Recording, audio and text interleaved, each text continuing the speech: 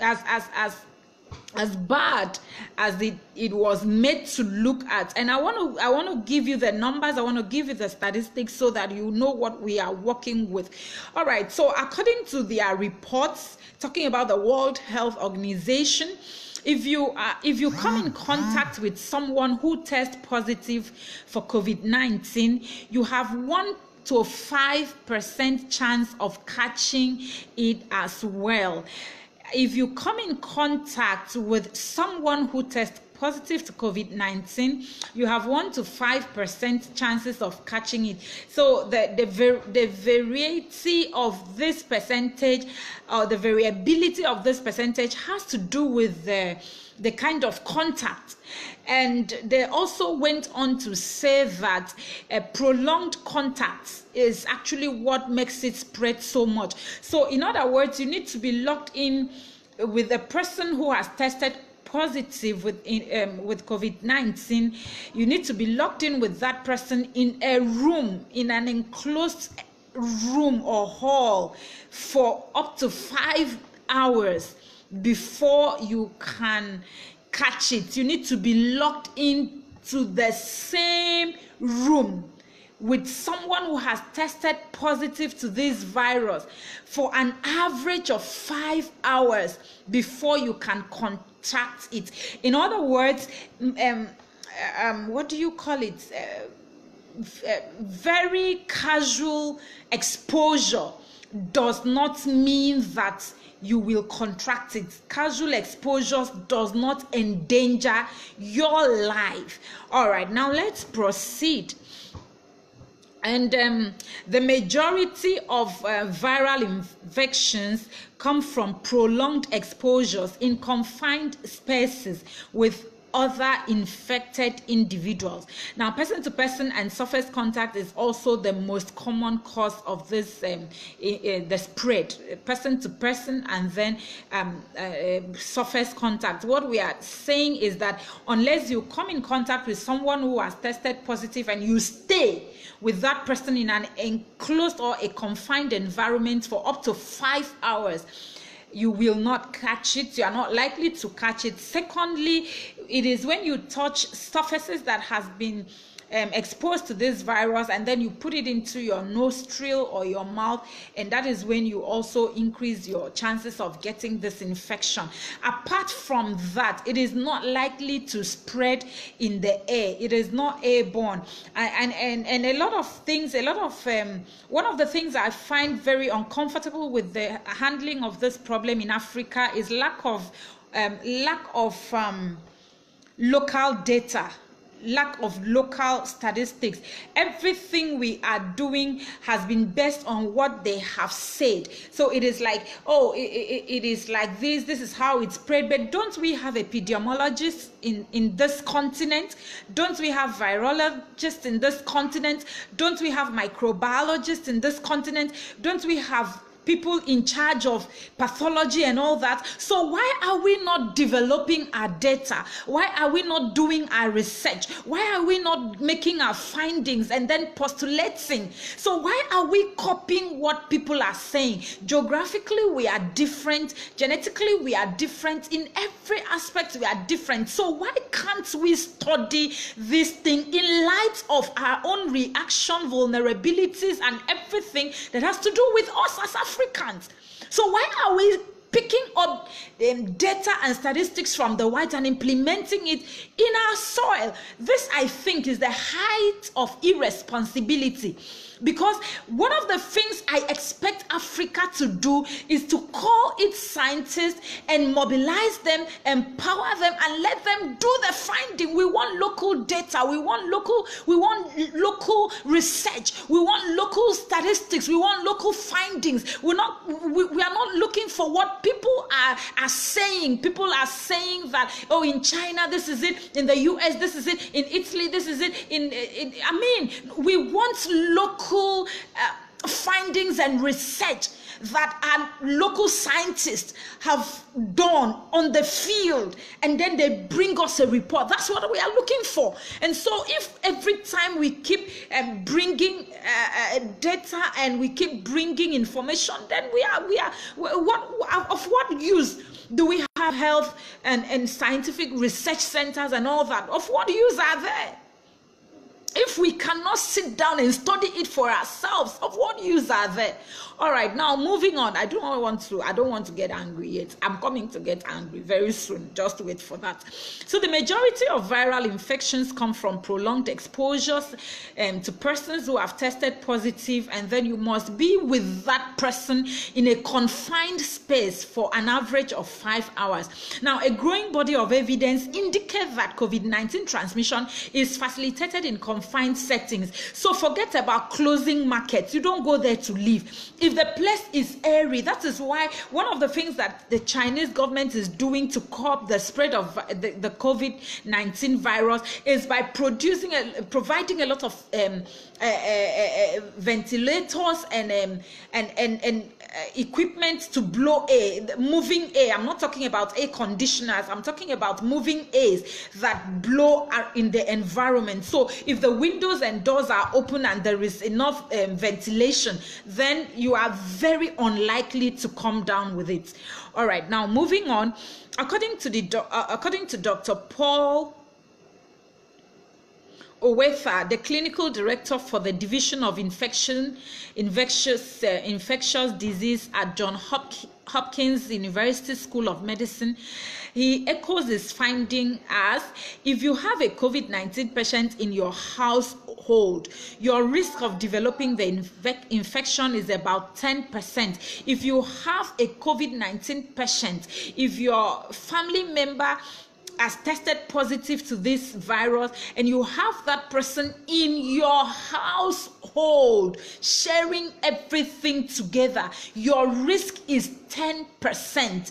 Your risk is 10%, and this 10% actually has to do with a whole lot of things: your vulnerability, immune system, underlying sickness, and all that. So just assume that if a family member comes down with it, your risk of catching it is just 10%. Now we move on.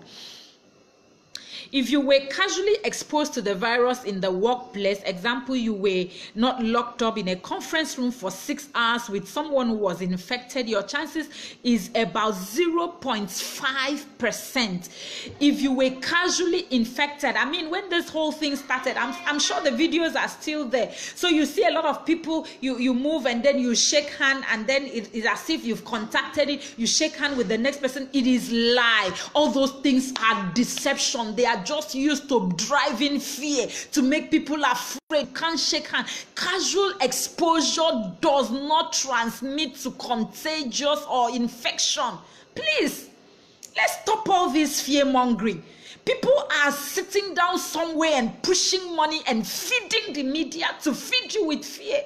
And you sit down there and every time you are glued to television sets and they are deceiving us.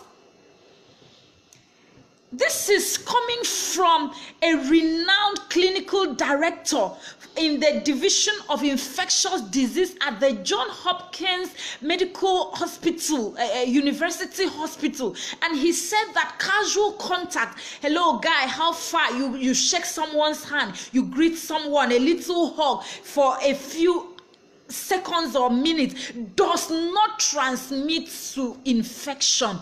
It is only 0.5% likely to affect you. And that's if your immune system is compromised, you were sick, and every other thing. All right, so let's move on. According to John Owetha, these transmission rates are very similar to seasonal flu. So the level of transmission is very similar to the flu, and flu has been for a long time. People have had the flu, they have not closed school, they have not closed market, they have not closed churches, and an authority in this field at the Johns Hopkins University Medical Hospital is saying that the rate of transmission of COVID-19 is similar to that of flu. So what the hell is going on? Why the pandemonium? Why the anxiety? Why the fear? Why all this? All right. So air-based transmission of untraceable community spread is very unlikely. It is very unlikely that you are going to catch this thing in the air. It is very unlikely. It is not airborne at all. So it is very unlikely. And let me also tell you, in the event of exposure to droplets, it is scientists are working around to see the level of viral load that is actually enough to infect someone. And it's been said that the level of this, the number or the percentage of the virus, of this virus in a droplet is so low that it is not capable of infecting an healthy person. So even if someone has sneezed on you, the tiny droplets, the one in the droplet, the viral load is still too low for it to affect you. Now they are still working on that. I'm quoting statistics. I'm not talking like this is what I found out. That is what the people on the field are doing. Of course, you know that recently the president of America had to come out and dump World Health Organization, United Nations, and all those big names, and decided to work with the real doctors who are in the field and who are doing this thing. And also recently, I think about 2 weeks ago, I saw in the news, three weeks ago, I saw in the news a medical doctor that was arrested to killing over 3,000 patients and claiming that they died of coronavirus. Yeah, a medical doctor in Italy. A lot of them were paid and they were killing patients. They were killing patients and putting the death on COVID-19. A lot of things are going on. And right now, it is said that if you died of heart attack, they are going to label you as a COVID-19 death case. If you die of high blood pressure, they will label you as a COVID-19 death case. If you die from asthmatic attack, they will label you. If you die from even malaria, they are going to label you as a COVID-19 death case. So it is so alarming. Everything killing everybody now is COVID-19, as if nothing has been killing people before now. All right, follow me. COVID-19 is very vulnerable to UV light and heat, so it still drives home the point that it cannot spread in Africa as it spreads to the other parts of the world. And if you have adequate sun exposure, you are better fortified against it than people who spend time indoors. So it means that if they let people move out, especially in the outside, and there is sunlight, then the level of this infection will reduce and the level of contagion will also reduce. All right, children and teens are not at risk. So closing school is one of the dumbest things to do. Children, this are research that is going on. Everybody has an opinion. I'm not here to talk about my opinion. These are research, well-researched, scientific, published data. Children and teenagers are not at all over the world. There is no single case of a child that died from COVID-19. The World Health Organization itself has said that the cases of children who are exposed to this virus are very mild, and sometimes they go asymptomatic. They don't express any symptom, and the cases are very mild, and children can shake it off. They can shed it off within 48 hours, and no child carries it and gives it to the parent. So why are we keeping our children in the house? Why are we closing schools when they are not at risk? If you see any video of anyone who has died of COVID-19 and the person is a child, it's been made up, is not true. And that is what scientists have discovered. And that is what medical doctors on the front line of this whole thing have discovered. And then recently, I was listening to a renowned medical doctor in America, and he said that most of the videos they were showing, that the media is showing, is actually the same videos that are being purported around the world. They show the same video of a hospital ward in Italy, and they show people dying. The same video is tweaked and show as a hospital ward in UK and people are dying. The same video is used as a hospital ward in another place, America, and people are dying. It's the same one video. and they are manipulating it to make it look like, wow, it's everywhere you go. It is not everywhere you go, honey. It is not. Some people are sponsoring this thing. And I'm not here to talk about that today. Time is coming. All right. So 93% of people who think they are positive aren't. So scientists and medical doctors have also discovered that 93% of people who think they have COVID-19 are not, they do not have COVID-19 because of the fear. There is something that we call the psychosomatic disorder. It is a sickness you believe you have because your mind tells you. And right now, since the airways are filled with COVID-19 symptoms and everything, so people out of that fear begin to develop symptoms that looks like the COVID-19 symptoms, but it is not COVID-19. And so a whole 93% of, in quotes, COVID-19 cases are not COVID-19 at all. All right. So continue to be afraid. And yes, you can also die even if it's not COVID-19. You can also die because you have programmed your body to think that you have it. And so the end is death. All right. So 1% of everyone who is tested positive for COVID-19 will have a severe symptom. Only 1% of everyone who is tested positive for COVID-19 will have severe symptoms. Only 1%. And that 1% has to do with age, vulnerability, immune system, and underlying illness. All right, now the way forward, I wanted to just rush through the issue with COVID-19 so I can calm your mind. Right now, we go into what is the next epidemic? What are the things that the world is yet to face or is about? Sorry about that. As a result of this lockdown, what are the disease? What are the other things that are likely to come? What are the global health concerns that are about to surge as a result of the lockdown? Number one is cardiovascular disease.